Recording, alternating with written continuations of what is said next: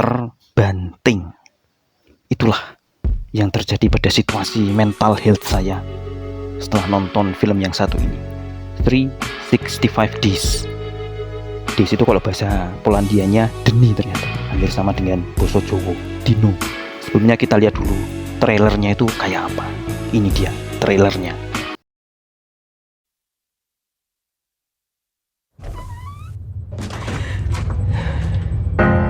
Co się wydarzyło na tej pierdolnej Sycylii? Już myślałam, że cię porwali. Dlaczego zostawiłeś mnie samą w moją godzinę?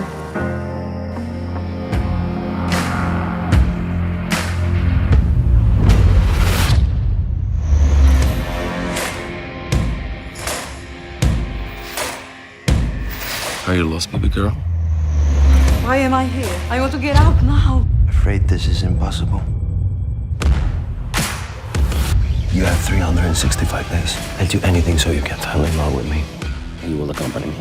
Dad, I'm not going anywhere. But you won't touch me without my permission. He just wants to take good care of you.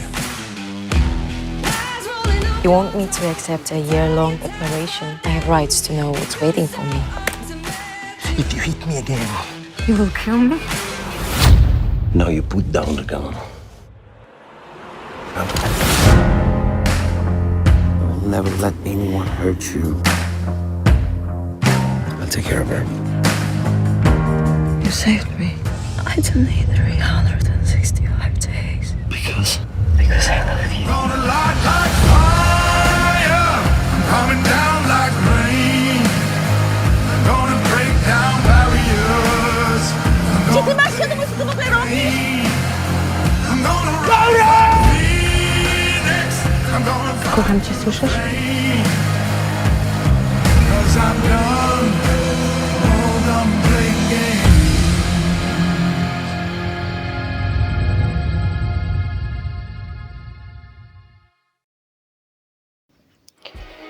365 Days merupakan film lawas tahun 2020 pas zaman kita semua masih tersekam oleh ancaman kiamat COVID-19. Dan waktu itu orang ramai nonton ini di Netflix, dicari-cari, betul-betul mencari karena satu hal, yaitu genre ceritanya yang merupakan romance erotika. Mirip sama film terdahulu yang juga ngetop gara-gara unsur erotikanya, yaitu 50 Shades of Grey.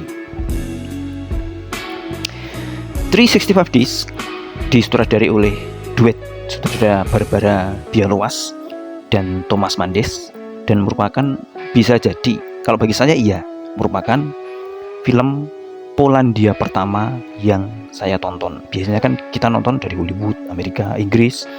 Sekarang lagi ngetren dari Korea Selatan, kemudian Malaysia, Thailand, atau Jepang. Nah, ini kita beruntung mendapatkan film dari Polandia, dari negerinya Robert Lewandowski. Sebelum masuk ke segmen berikutnya, saya perlu sampaikan kepada teman-teman pecinta film, moviegoers, untuk jangan lupa subscribe channel ini, like dan komen untuk kita berdiskusi mengenai film-film yang saya bahas di channel ini, film atau serial. Dan khusus bagi teman-teman pegiat film indie atau film pendek, boleh nama saya di mention supaya nanti saya bisa memberi komentar terhadap film indie buatan kamu yang sudah ada di YouTube. Jelek-jelek ini saya pernah beberapa kali ditunjuk menjadi juri kontes film pendek tingkat Jawa Tengah, dan nanti saya bisa berbagi insight soal bagaimana sebuah film itu bisa kita kembangkan untuk mencapai audiens yang lebih besar. Balik ke 365 Days, ini diangkat dari novel romance karya Blanka Lipinska, judulnya sama. Jadi ini juga sama kayak 50 Shades of Grey karangan E.L. James. 365 hari menceritakan seorang cewek dari Warsawa, Polandia, namanya Laura, diperankan oleh Anna Maria Skliuka. Wah, ini toh harus ngepek lagi nih. Diperankan oleh Anna Maria Skliuka, cantik sekali artis satu ini, dan semoga dia bisa mendapatkan peran lain yang lebih luas di film-film berikutnya. Dia pada saat liburan dengan teman-temannya di Sisilia berserobok dengan seorang cowok bernama Massimo, diperankan oleh aktor Itali Michele Morrone yang juga seorang penyanyi di negeri asalnya sana.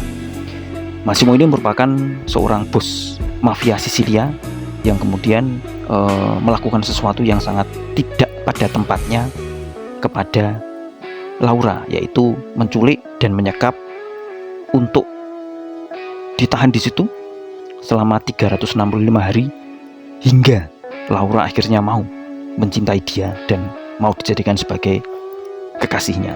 Jadi inti ceritanya seperti itu, teman-teman. Ada kilasan sedikit tentang kehidupan Massimo sebagai clan mobster, tapi tidak banyak, sehingga seluruh cerita kita akan disuguhi alur cerita tentang persoalan asmara di antara kedua tokoh itu, yang kemudian sampai ke urusan tempat tidur. Tempat tidur inilah yang dicari-cari oleh semua penonton yang membuat film ini jadi ramai di Netflix. Ketika mulai berputar ceritanya, itu awal-awalnya sebagai orang yang sering nonton film atau serial mafia, masuknya itu sudah bagus. Adegan pertemuan di rumah pantai, kemudian pindah ke New York, ada rapat, sampai kemudian adegan berikutnya adalah liburan Laura dan teman-temannya termasuk pacarnya di Sisilia. Mulai jadi aneh ketika masuk adegan Laura diculik dan alasan mengapa dia diculik oleh Massimo, lalu apapun yang ada setelah itu. Teman-teman yang seperti saya, yaitu yang pernah sering baca novel-novel mafia karangan Mario Puzo, kayak ini contohnya The Godfather atau Omerta atau The Last Don, dan kemudian sering nonton film-film atau serial mafia, salah satunya kayak ini The Sopranos atau Breaking Bad atau Better Call Saul atau Ozark, pasti merasakan kejanggalan dengan alur cerita yang ditawarkan oleh filmnya sejak dari novel yang ditulis oleh Blanka Lipinska. Karena cara mainnya orang mafia itu tidak seperti itu. Hanya karena bos mafia tidak lantas berarti semua hal itu dilakukan dengan melanggar hukum, termasuk menculik, menganiaya. Kalau kita kaji, kehidupan mafia itu kan terdiri atas dua dunia, kehidupan legal dan kehidupan ilegal yang disembunyikan di balik kehidupan legalnya. Jadi tokoh-tokoh mafia itu dari luar masyarakat itu terlihat seperti pengusaha biasa, tokoh masyarakat biasa. Tapi di balik usaha dia yang sah itu, dia menjalankan usaha-usaha yang ilegal, perdagangan manusia, penyelundupan narkoba, atau kalau dulu zaman Amerika tahun 30-an Al Capone itu penyelundupan miras, alkohol. Jadi ada di depan itu ada kehidupan yang ilegal dan kehidupan dia sebagai bos mafia itu tersembunyi di baliknya. Pokok pembahasan berikutnya yang juga sangat menarik dari film ini adalah adegan-adegan seksnya. Terus terang, semua orang, termasuk saya, dibela-belain ke Netflix nyari film itu karena memang kita sudah dengar tentang adegan-adegan sensualnya. Sayang sekali ketika kita masuk nonton sampai pada bagian itu, di mana si Massimo dan Anna Maria itu sama-sama tidak pakai baju dan melakukan adegan ranjang, kita menemukan bahwa adegan-adegan itu pengambilannya, vibes-nya, nuansanya, angle-angle kameranya itu menghasilkan banyak sekuen adegan yang kita bisa sebut tidak seksi atau tidak sensual. Dan para kritikus film internasional juga menyatakan hal yang sama. Jadi ada ini kan merupakan PR bagi sutradara dan penulis skenarionya.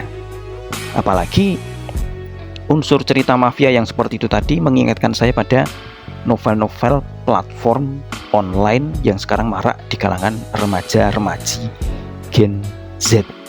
Misalnya dengan cowoknya pasti cowok dingin dan hanya dikenal selalu pegang senjata, selalu kejam, haus darah, dan tanpa ada penjelasan lain, apalagi sampai pada unsur kehidupan yang legal dan ilegal itu tadi.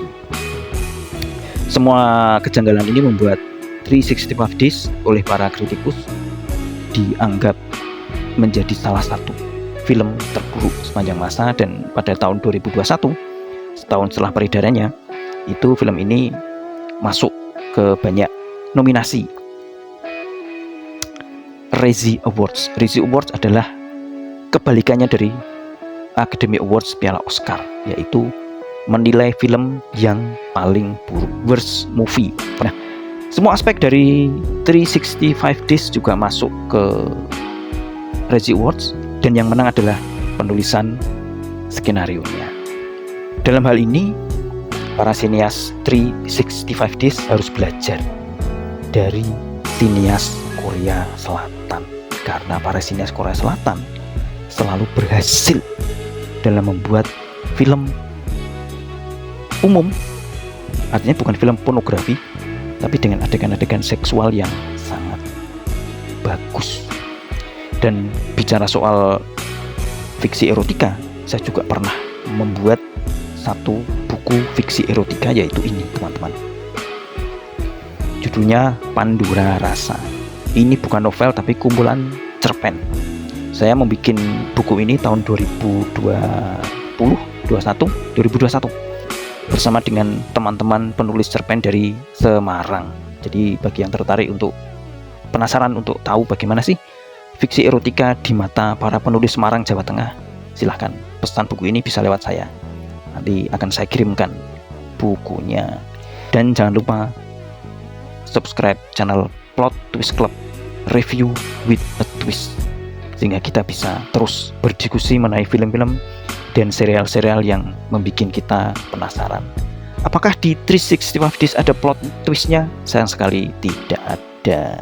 Sama sekali datar dan ceritanya sangat mudah ditebak seperti cerita FTV. Oke teman-teman, saya Wiwin Yuntarto undur diri, dan kita akan ketemu lagi di episode berikutnya dengan resensi film atau serial lain yang tidak kalah spektakuler dari segi plot twist.